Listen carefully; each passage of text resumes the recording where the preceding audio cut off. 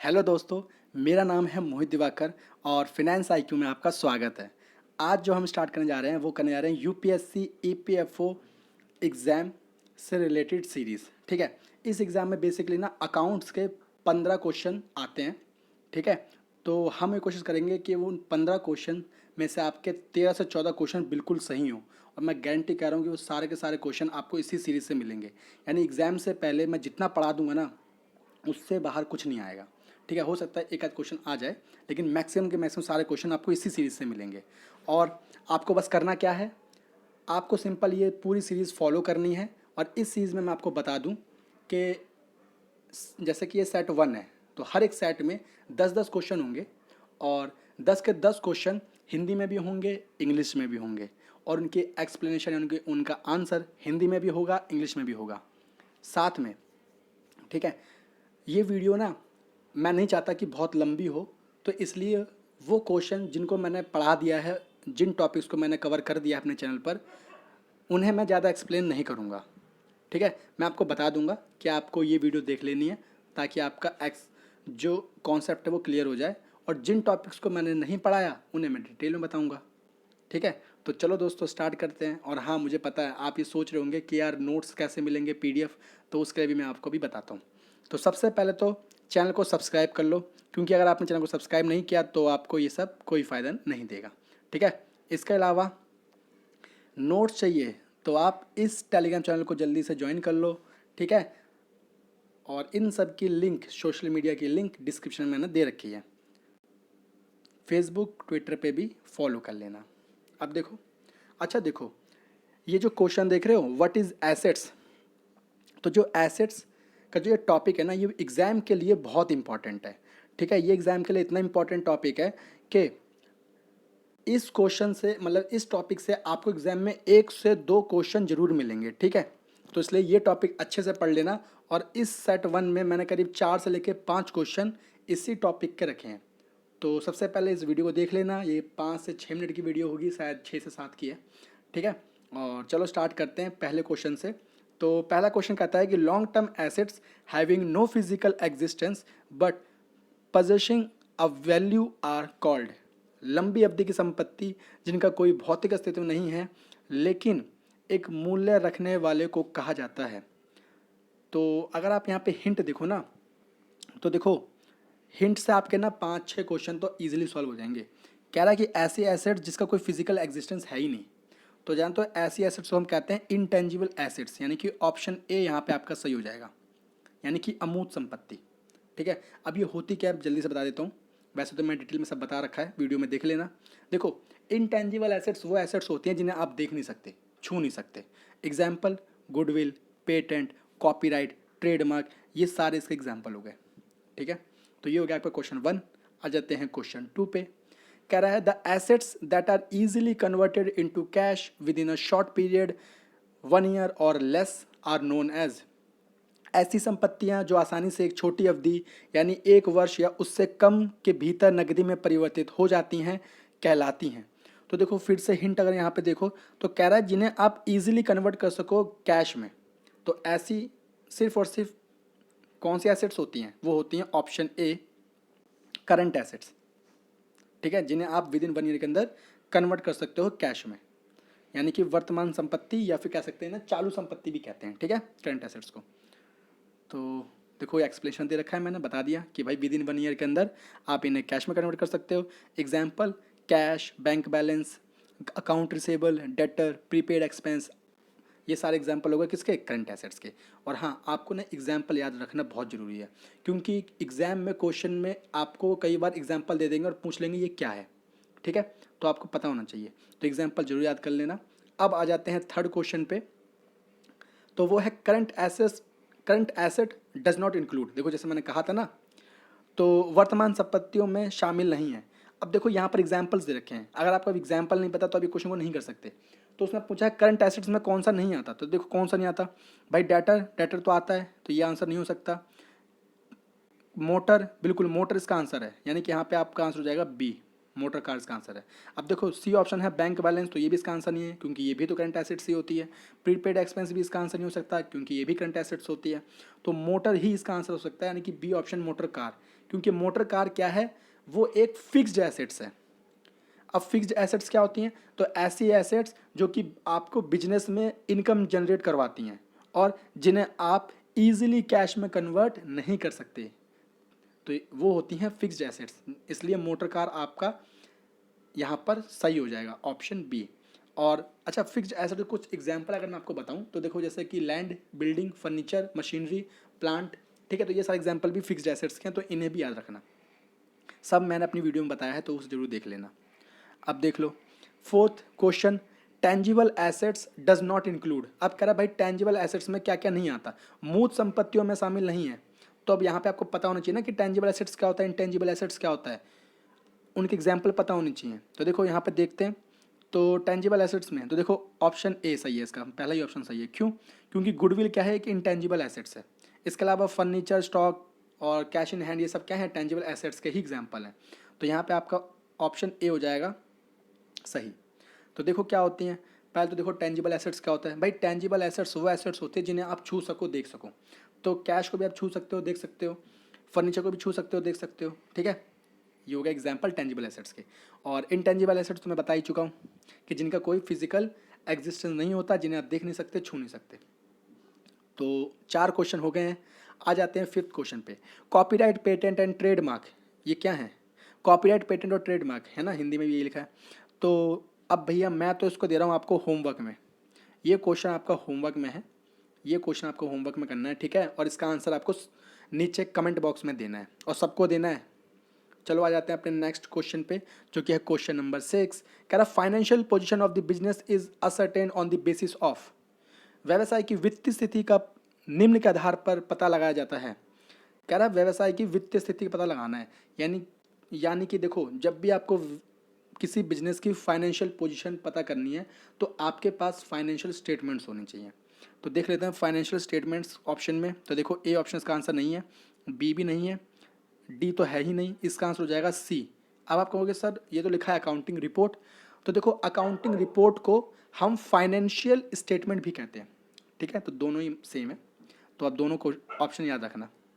यार ये कुत्ते परेशान कर रहे हैं, चलो सॉरी दोस्तों, माफ़ कर देना, ठीक है, थोड़ा सा आपको अगर डिस्टर्ब हुआ हो तो देखो बता देता हूँ ये अकाउंटिंग रिपोर्ट्स क्या होती हैं। देखो अकाउंटिंग रिपोर्ट्स या फाइनेंशियल रिपोर्ट्स एक ऐसे स्टेटमेंट्स होते हैं जो कि ना एक पर्टिकुलर टाइम पर ये बताते हैं कि आपका बिजनेस उस जगह पे उस टाइम पे कहाँ खड़ा है, मतलब कितना एसेट्स है, कितनी उसके पास लाइबिलिटी है, कितना उसके पास कैश है, कितना उसके पास कैपिटल है, कितना बिजनेस को प्रॉफिट हुआ, कितना लॉस हुआ, ठीक है।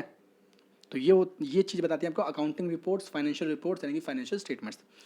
और अकाउंटिंग रिपोर्ट्स में क्या क्या चीज़ें आती हैं, तो देखो बैलेंस शीट भी आती है, इनकम स्टेटमेंट भी आती है, कैश फ्लो स्टेटमेंट भी आते हैं। तो ये 3 इसी का ही पार्ट है। तो आप ये भी याद रखना, एक क्वेश्चन भी हो सकता है आपको किसी एग्जाम में मिल जाए कि भाई अकाउंटिंग रिपोर्ट्स में इनमें से क्या नहीं है। 3 क्वेश्चन ये दे देंगे, चौथा ऑप्शन दे देंगे कोई और, तो वो आंसर हो जाएगा आपका चौथा क्वेश्चन, है ना। तो चलो नेक्स्ट क्वेश्चन पे आते हैं, जो कि है क्वेश्चन नंबर 7। कह रहा proprietor accounts is dash account. मालिक का खाता क्या है? तो देखो प्रोप्राइटर मतलब हो गया ओनर, ओनर को कहते हैं प्रोप्राइटर। तो जब भी किसी पर्सन से रिलेटेड में आपको अकाउंट पूछ ले कि रियल है कि नॉमिनल है कि पर्सनल है, या किसी कंपनी के नाम से पूछ ले कि ये कंपनी रियल का है कि नॉमिनल है कि पर्सनल है, तो हमेशा उसका आंसर होगा ऑप्शन सी, पर्सनल अकाउंट। यानी कि पर्सनल नेचर के अकाउंट होते हैं, यानी कि निजी नेचर के अकाउंट होते हैं, ठीक है। क्या होता है मैं समझाता हूँ। देखो पर्सनल अकाउंट बेसिकली क्या होते हैं कि किसी पर्सन से रिलेटेड होते हैं, यानी कि राम अकाउंट, मोहन अकाउंट, या फिर किसी कंपनी से रिलेटेड टाटा अकाउंट, ठीक है, XYZ लिमिटेड अकाउंट। तो किसी कंपनी के नाम के अकाउंट या किसी पर्सन के नाम के अकाउंट को हम कहते हैं पर्सनल अकाउंट। तो उसने पूछा था प्रोप्राइटर मतलब ओनर, तो ओनर क्या होता है, पर्सन होता है, इसलिए इसका आंसर था पर्सनल अकाउंट। और भी कुछ एग्जांपल देख लो पर्सनल अकाउंट्स के, आपसे पूछ सकते हैं एग्जाम में, जैसे कि debtor, creditor, capital, drawing, ETC। देखो डेटर क्या होता है, आपको किसी से पैसे लेने हैं, तो वो होता है डेटर। अब वो जिससे आपको पैसे लेने हैं, या तो वो कोई कंपनी हो सकती है या कोई पर्सन हो सकता है, तो इसका मतलब वो क्या है, एक पर्सनल नेचर का अकाउंट है। क्रेडिटर यानी आपको अब पैसे देने हैं किसी को, तो या तो वो कोई कंपनी हो सकती है या कोई व्यक्ति हो सकता है, तो यानी कि वो भी क्या है, पर्सनल अकाउंट। कैपिटल हम यूज़ करते हैं ओनर्स के नाम के लिए, यानी ओनर्स जब पैसा लगाता है बिजनेस में तो उसे हम कहते हैं कैपिटल। तो यहाँ पर भी ओनर क्या है, पर्सन है, तो यानी कि ये क्या है, पर्सनल अकाउंट। ड्राइंग, जब जो ओनर है बिजनेस से कैश निकाल ले या गुड्स निकाल ले अपने पर्सनल यूज़ के लिए, तब हम उसे कहते हैं ड्राइंग। और ड्राइंग भी बेसिकली क्या है, एक पर्सनल अकाउंट का है, क्योंकि वो ओनर्स को ही रिलेट कर रहा है, दिखा रहा है, तो इसलिए हम कहते हैं पर्सनल अकाउंट। किससे रिलेटेड होता है, इंडिविजुअल से, फर्म से, कंपनी से रिलेटेड। ठीक है, ये आपको याद रखना है। और बाकी कब कब होते हैं ये रियल नॉमिनल, तो ये मैं आपको आगे जब एग्जाम हम आगे और पढ़ेंगे तब मैं बताऊंगा आपको सब कुछ। ठीक है, टेंशन मतलब सब बताऊंगा। अब आ जाते हैं 8 क्वेश्चन पे। क्या था कम, अच्छा क्वेश्चन बड़ा है। The comparison of the financial statements of one accounting period with that another accounting period is possible only when dash concept if allowed. एक लेखा अवधि के वित्तीय विवरण की दूसरी लेखा अवधि के साथ तुलना तभी संभव है जब डैश अवधारणा अनुमति हो। देखो बहुत सिंपल सा है, कह रहा है हमें ना कंपेयर करना है। क्या करना है, कंपेयर करना है। और किसको, फाइनेंशियल स्टेटमेंट को कंपेयर करना है। और कैसे कह रहा है कि एक अकाउंटिंग पीरियड से दूसरे अकाउंटिंग पीरियड में। तो जब भी आपको कंपेयर करना हो ना, आपको फाइनेंशियल स्टेटमेंट को एक अकाउंटिंग पीरियड से दूसरे अकाउंटिंग पीरियड में, तो उसमें सिर्फ एक ही कॉन्सेप्ट लगता है, वो होता है कंसिस्टेंसी वाला, ऑप्शन बी, यानी कि निरंतरता। क्यों, बताता हूँ। देखो क्या होता है ये, इस कॉन्सेप्ट के अकॉर्डिंग ये कहता है कि आपकी जो अकाउंटिंग पॉलिसी है ना, वो हमेशा कंसिस्टेंसी रहनी चाहिए, यानी कि फिक्स रहनी चाहिए। ऐसा नहीं कि आप इस साल तो कुछ और रूल फॉलो कर रहे हो, अगले साल कुछ और रूल फॉलो कर रहे हो। तो अगर आप ऐसा करोगे तो उससे क्या होगा, आप कंपैरिजन सही से नहीं कर पाओगे। ठीक है, तो कंसिस्टेंसी होनी चाहिए। तो ये कॉन्सेप्ट यही कहता है। ठीक है, अगर मैं एग्जांपल दूं, अभी आपको चलो समझ में नहीं आएगा इसलिए छोड़ देते हैं, चलो बता देते हैं क्या होता है। देखो फॉर एग्जांपल आपने पिछले साल SLM मेथड को यूज़ किया डेप्रिसिएशन के, यानी स्ट्रेट लाइन मेथड को, और इस साल यूज़ कर रहे हो आप डिमिनिशिंग बैलेंस मेथड डेप्रिसिएशन के लिए। है तो दोनों डेप्रिसिएशन के मेथड, लेकिन आप अलग अलग साल अलग अलग मेथड यूज़ कर रहे हो, तो वो सही नहीं कहा जाता अकाउंटिंग में। कहते हैं कि आप अगर स्ट्रेट को यूज़ कर रहे हो, स्ट्रेट लाइन मेथड को, तो हमेशा स्ट्रेट लाइन मेथड ही यूज़ करो। या अगर आप डिमिनिशिंग बैलेंस मेथड यूज़ करो तो डिमिनिशिंग बैलेंस मेथड ही यूज़ करो। उससे क्या होगा, कंपैरिजन करने में आपको हमेशा सही रहेगा। ठीक है, तो कंसिस्टेंसी कॉन्सेप्ट ये होता है कि accounting policy should be followed consistently from one period to another. आ जाते हैं भैया नेक्स्ट क्वेश्चन, जो कि है 9th। कह रहा है नेट प्रॉफिट इज कंप्यूटेड। अच्छा, शुद्ध लाभ की गणना निम्न में से की जाती है। देखो जब भी आपसे कहें ना कि नेट प्रॉफिट आपको निकालना है, तो हमेशा नेट प्रॉफिट निकलेगा option A, profit and loss account से। ठीक है, लाभ हानि खाते से ही हमेशा नेट प्रॉफिट यानी कि शुद्ध लाभ निकलता है। देखो नेट प्रॉफिट कैसे निकलता है, हमेशा प्रॉफिट एंड लॉस अकाउंट से। और ये फॉर्मूला है, अभी इतना मत जानो, बस ये समझ लो कि नेट प्रॉफिट हमेशा निकलेगा प्रॉफिट एंड लॉस से। अच्छा, कभी कभी क्वेश्चन ये भी आता है कि ग्रॉस प्रॉफिट बताओ किससे निकलता है, ग्रॉस प्रॉफिट, सकल लाभ। तो सकल लाभ हमेशा निकलता है ट्रेडिंग अकाउंट से। ठीक है, तो ग्रॉस प्रॉफिट पूछ लेंगे तो trading account, and net profit पूछ लिया तो आपका profit and loss account.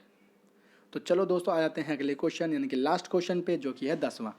If we take goods for own use we should. अच्छा, ऑप्शन में अगर देखें तो जनरल एंट्री पूछ रहे थे। ओके, यदि हम अपने उपयोग के लिए माल लेते हैं तो, देखो हम अपने उपयोग के लिए ले रहे हैं, यानी कि हम उसे कर रहे हैं पर्सनल यूज़ के लिए, यानी कि ड्राइंग की बात कर रहे हैं। तो देखो जब भी हम ड्राइंग करेंगे ना, तो हमेशा ड्राइंग डेबिट होती है।